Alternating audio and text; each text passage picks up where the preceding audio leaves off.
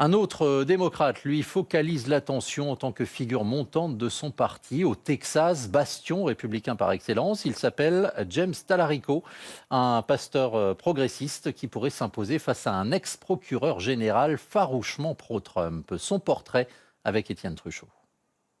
Dallas, la parade du Juneteenth, fête de la fierté noire américaine. Au milieu du cortège, un jeune homme blanc monopolise l'attention.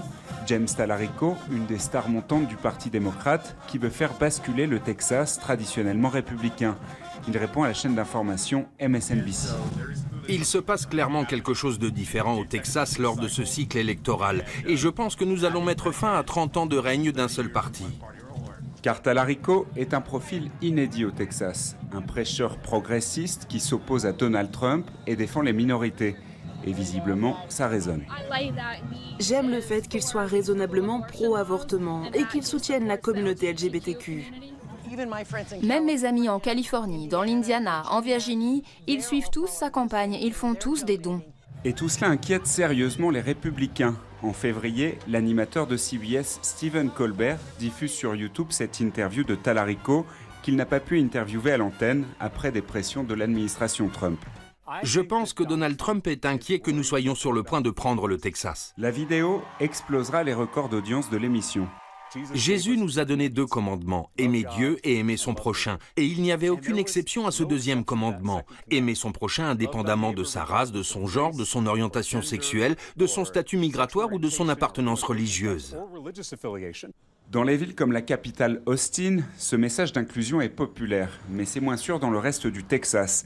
Ben Rowan, journaliste au mensuel Texas Monthly, a analysé les chances de Talarico. Pour l'instant, il n'est pas très bien identifié. Les républicains ne cessent de le dépeindre comme un homme faible et les vidéos deepfake se multiplient, le montrant défendre des positions qu'il n'a jamais prises. Il devra convaincre les électeurs de qui il est vraiment. C'est là tout son défi. Cette vidéo, par exemple, un deepfake diffusé par un groupe pro-Trump. Changing the gender of all your offspring.